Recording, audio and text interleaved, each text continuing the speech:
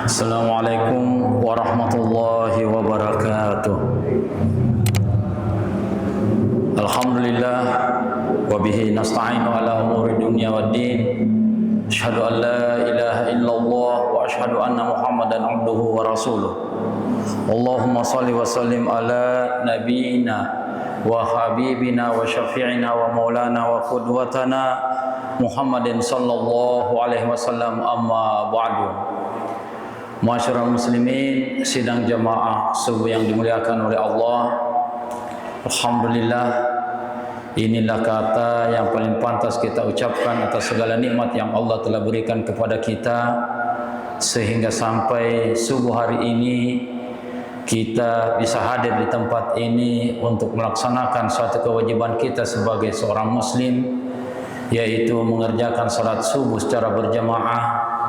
Kemudian kita lengkapi dengan kajian untuk menambah wawasan kita terhadap ajaran syariat agama kita yang kita yakini kebenarannya.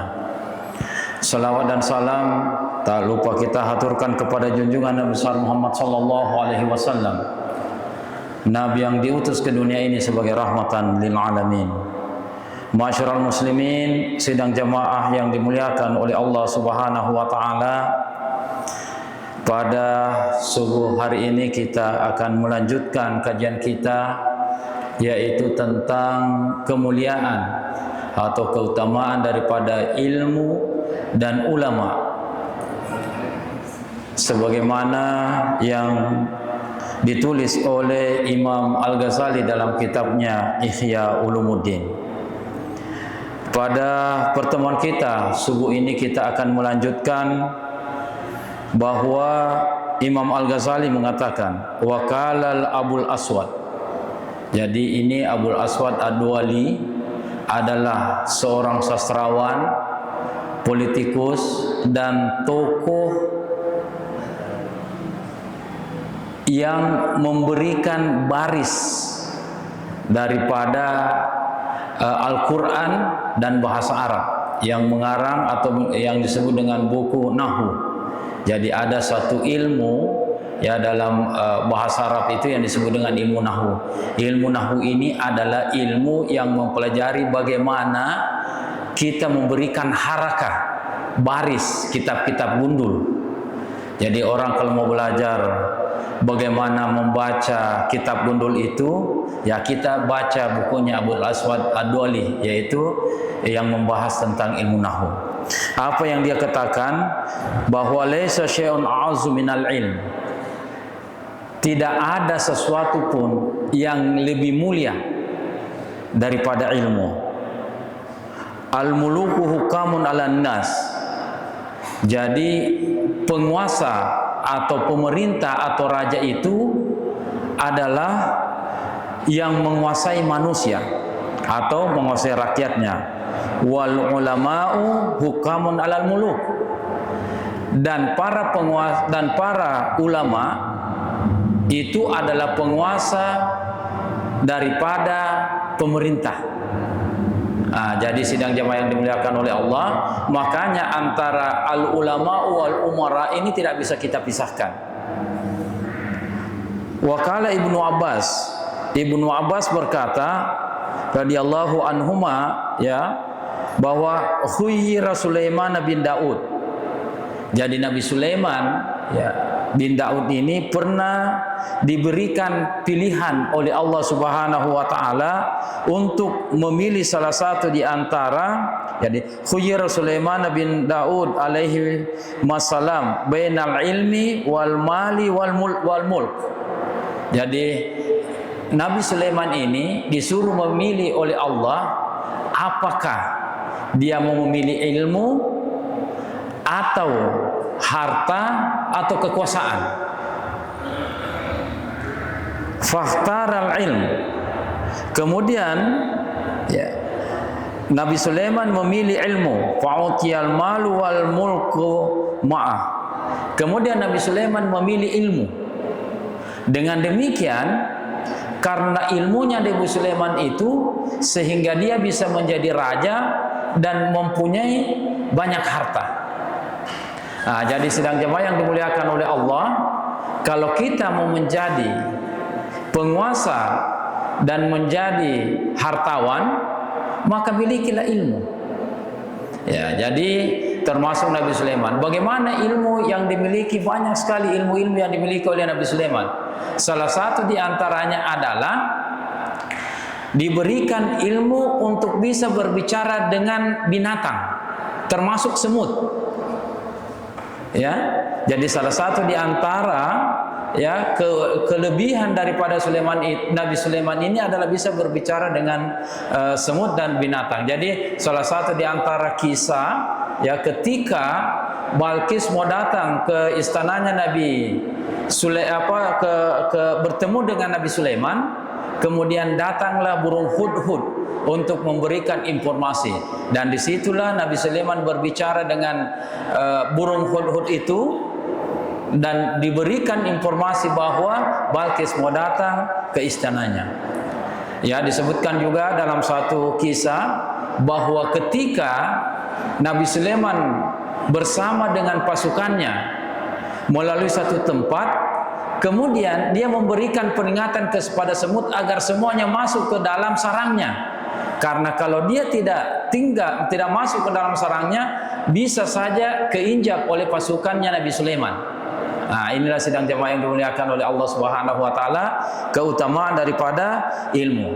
Nah, dengan demikian, karena adanya ilmu daripada Nabi Sulaiman, sehingga dia menjadi penguasa dan juga menjadi hartawan. Masyarakat muslimin sidang jemaah yang dimuliakan oleh Allah. Kemudian ya dilanjutkan lagi oleh Imam Al-Ghazali bahwa wasuila Ibnu Mubarak maninnas. Ibnu Mubarak ya ditanya, siapakah ya manusia itu? Faqala al-ulama. Jadi Ibnu Mubarak ini menganggap bahwa yang dimaksud dengan manusia adalah yang mempunyai ilmu. Jadi kalau ada orang yang tidak punya ilmu, menurut Ibnu Mubarak ini dia bukan bahagian daripada manusia. Kila faminal muluk. Kemudian ditanya lagi, siapakah penguasa itu? Qala az-zuhad. Jadi penguasa itu adalah orang-orang yang ahli zahid. Siapakah ahli zahid itu? Adalah tarkud dunia min ajlil akhirah. Orang yang meninggalkan persoalan-persoalan keduniaan karena lebih mengharapkan daripada kehidupan akhirat. Kila, kemudian ditanya lagi, famanis sufla, siapakah orang bodoh? Qala alladzina ya'kuluna dunya biddin. Jadi orang-orang bodoh itu menurut Ibnu Mubarak adalah orang-orang yang menjual agamanya. Ya, dia merubah-rubah yang halal menjadi haram, yang haram menjadi halal. Ya, orang-orang yang seperti ini itulah kata Ibnu Mubarak adalah orang yang bodoh. Walam yaj'al ghairal alimi minan nas, dan Ibnu Mubarak tidak menjadikan ya manusia itu adalah yang tidak mempunyai ilmu. Li'annal khasiyatal lati yatamayyasu bihan nas, karena katanya yang menjadi kekhususan, spesifikasi yang menyebabkan manusia itu berbeda ansairil bahaimi di antara binatang-binatang itu, hiwal ilmu, adalah ilmu. Jadi menurut Ibnu Mubarak bahwa yang membedakan antara manusia dengan binatang adalah ilmunya. Fal insanu insanun bima huwa syarifun li ajli.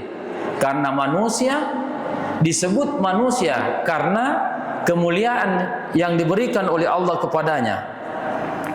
Walaysa zalika biquwatin syakhsiyah, bukan karena kekuatan, ya, bukan karena kekuatan fisiknya. Fa innal jamala aqwa minhu, karena unta jauh lebih kuat daripada manusia. Wala bi'azamihi fa innal fila azamu minhu, Dan juga manusia bukan mulia karena tulang belulangnya yang besar. Karena tulang belulang gajah jauh lebih besar daripada tulang belulang manusia. Wala bisuja'atihi fa inna sab'a asja'u minhu. Dan juga bukan karena keberaniannya, ya, karena singa jauh lebih berani daripada manusia. Wala biaklihi, dan juga bukan karena banyak makannya. Fa inna thawra awsaw batnan minhu, karena banteng atau kerbau jauh lebih besar perutnya daripada manusia. Wala luja'a fa inna ahassala safir aqwa ala sufadi minhu, dan juga bukan karena kekuatan seksualnya, karena sesungguhnya burung-burung jauh lebih kuat daripada itu.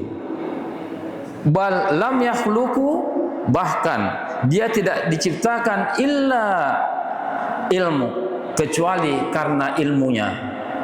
Wa qala al-ba'dul ulama. Jadi sidang jemaah yang dimuliakan oleh Allah Subhanahu wa taala, dalam kitabnya Imam Al-Ghazali ini menjelaskan kepada kita bagaimana mulianya manusia itu, ya, sehingga manusia disebut dengan manusia, atau manusia bisa berbeda dengan hewan karena ilmu pengetahuannya. Ya, di dalam Al-Quran misalnya Allah Subhanahu wa taala berfirman, laqad khalaqnal insana fi ahsani taqwim. Sungguh Allah telah menciptakan manusia dengan kesempurnaannya. Dalam hal ini adalah ilmunya. Tsumma radadnahu asfala safilin. Kemudian Allah akan menempatkannya di tempat paling rendah. Ya, kenapa? Karena mereka tidak mempergunakan akalnya untuk berpikir. Di dalam ayat yang lain Allah Subhanahu wa taala berfirman, lahum qulubun la yafqahuna biha. Allah telah memberikan kepada kita hati untuk tidak memahami tentang ciptaan-ciptaan Allah. Lahum qulubun la yafqahuna biha wa lahum a'yunun la yasma' wa lahum a'yunun la yubsiruna biha. Dia mempunyai mata tapi tidak dipergunakan untuk melihat. Walahum azanun la yasma'una biha. Dia diberikan telinga tapi tidak dipergunakan untuk mendengarkan tentang kebaikan-kebaikan. Ulaika kal an'am, kata Allah, mereka itu sama dengan binatang ternak. Ya, kenapa Allah Subhanahu wa taala mengatakan bahwa orang yang tidak mempergunakan logikanya, orang yang tidak pergunakan matanya untuk melihat, orang yang tidak mempergunakan telinganya untuk mendengar sama dengan binatang ternak? Karena binatang ternak itu bisa disembelih dan dimakan. Tapi kalau manusia tidak mempergunakan ke semua fasilitas yang diberikan oleh Allah, mau di apa? Itulah sehingga muncullah istilah, ya, sampah masyarakat. Ulaika kal an'am, mereka itu bagaikan atau sama dengan binatang ternak, balhum adal, bahkan itu lebih hina daripada binatang ternak. Masyarul muslimin sidang jamaah subuh yang dimuliakan oleh Allah. Ya, saya teringat ketika membahas tentang ini dengan kondisi sekarang ini, ya, yaitu terjadinya perang Amerika Israel versus Iran. Kenapa Iran bisa bertahan dan mampu menciptakan senjata atau peluru yang tidak pernah diprediksi oleh musuhnya? Ini karena ilmu pengetahuannya. Bahkan, ya, yang dikhawatirkan oleh Amerika dan Israel itu, di Iran banyak ahli-ahli atom, ya, banyak ahli-ahli nuklir. Kalau ini yang dikembangkan karena Amerika tidak mampu mengetahui bagaimana sebenarnya apa yang terjadi di Iran itu, sehingga untuk berspekulasi dia menyerang. Sebenarnya salah satu di antara yang ingin diketahui bagaimana perkembangan nuklir di sana. Dan ternyata sampai sekarang dia, ya, di luar perkiraannya, dia menganggap bahwa hanya 1-2 hari saja dia menyerang Iran. Setelah itu dia sudah mampu menguasai, tapi ternyata sudah 10 hari lebih. Ini di luar prediksi. Kenapa? Karena ilmu pengetahuannya. Jadi ada salah satu perguruan tinggi di Iran itu namanya Universitas Qum. Ya, di sana itu semua ilmu-ilmu ada di sana, ilmu agama, kemudian ilmu astronomi, ilmu atom dan lain-lain, semuanya dikembangkan di sana. Nah, inilah sidang jamaah yang dimuliakan oleh Allah, yang dikhawatirkan oleh musuh-musuh mereka sehingga dia serang itu. Semua pada intinya dia ingin bahwa dia ingin menguasai dunia ini, ya, sehingga dia menganggap bahwa salah satu di antara saingan yang terberatnya adalah Iran. Ketika Iran ini sudah bisa dihancurkan, maka dengan mudah mereka menguasai dunia. Tapi ternyata mereka meleset. Nah, inilah kemuliaan di antara ilmu pengetahuan itu. Nah, jadi sidang jamaah yang dimuliakan oleh Allah, dan saya teringat salah satu ungkapan Yusuf Kalla mengatakan, kalau memang nanti terjadi perang, kita di Indonesia ini apanya kita andalkan?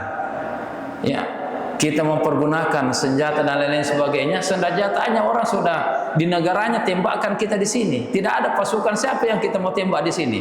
Sementara orang mempergunakan rudal. Ya, nah inilah makanya kita harus kembangkan ilmu pengetahuan kita. Ya, karena orang-orang kita banyak orang yang pintar-pintar. Nah, namun karena itulah ya persoalan-persoalan karena sesuatu dan lain hal, sehingga dalam hal ilmu pengetahuan kita di Indonesia ya boleh dikata belum terlalu maju dibandingkan dengan dunia yang berkembang dan maju. Nah, inilah sidang jamaah yang dimuliakan oleh Allah Subhanahu wa taala, perlu kita pikirkan bersama kira-kira apa yang perlu kita persiapkan menghadapi ketika memang terjadi perang dunia ketiga. Ya, agar kalian andalkan. Ya, inilah sidang jamaah yang dimuliakan oleh Allah Subhanahu wa taala, bahwa yang namanya ilmu itu perlu kita kembangkan. Yang namanya ilmu itu minimal untuk kita dan anak-anak kita, anak cucu kita, bagaimana kita ya memberikan kepadanya fasilitas agar mereka bisa belajar dan bisa menjadi ahli. Dan nanti insya Allah mudah-mudahan ketika mereka mempunyai ilmu pengetahuan, dia bisa menjadi seorang ulama. Siapakah ulama itu? Ya, di dalam Al-Quran Allah Subhanahu wa taala mengatakan, innama yakhsyallah al-ulama. Sesungguhnya hanya yang takut kepada Allah adalah orang-orang yang mempunyai ilmu. Ya, jadi ya di barat ya sekarang ini di luar negeri sana banyak orang ketika ahli-ahli ya semuanya ahli di bidang spesialisasinya, ketika mereka ingin mengembangkan ilmunya dan ketika mereka ingin membuktikan kebenaran ilmu pengetahuan itu, ya dia kadang mendapatkan dalam Al-Quran.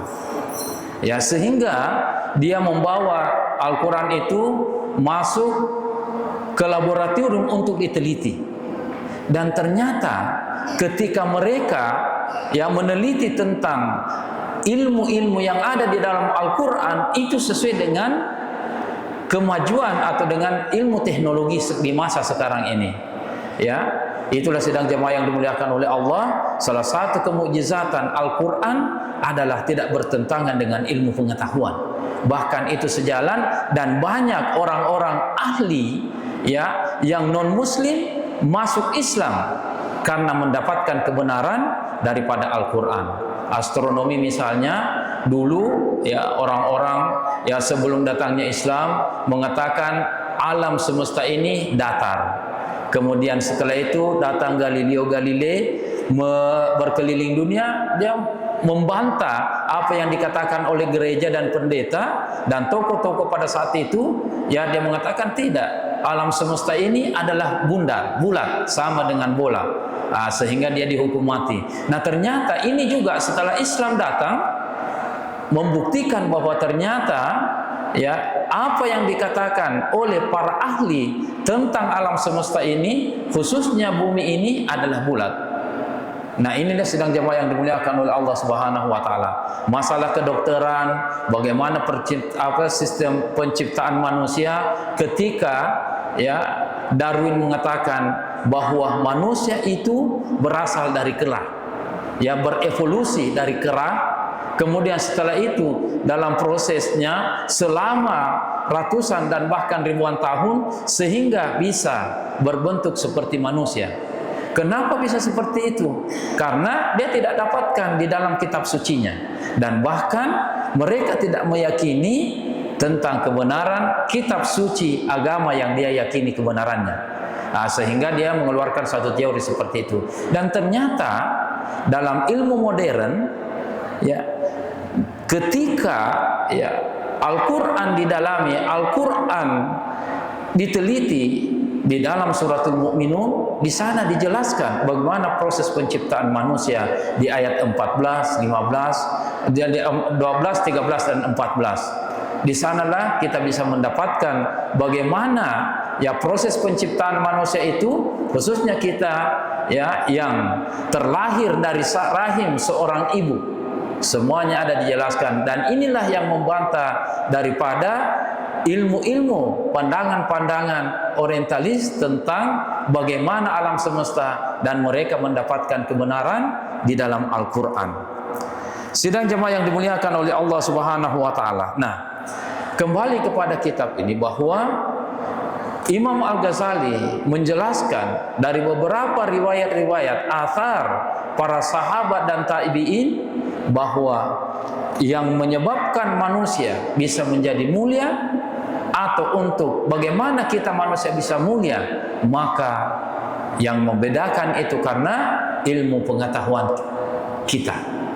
Dan juga salah satu di antara ya kenapa Allah Subhanahu wa taala memerintahkan kepada makhluk untuk bersujud kepada Nabi Adam alaihissalam ketika Nabi Adam diciptakan oleh Allah Subhanahu wa taala. Wa iz qala rabbuka lil malaikati inni ja'ilun fil ardi khalifah qalu atajalu fiha may yasfiku fiha wa yasfiku bidima wa nahnu nusabbihu wa nuqaddisu lak. Ketika Allah diprotes oleh para malaikat bahwa kenapa lagi kamu mau menciptakan makhluk yang lain? Apakah kamu akan menciptakan makhluk yang akan hanya saling menumpahkan darah satu dengan yang lain?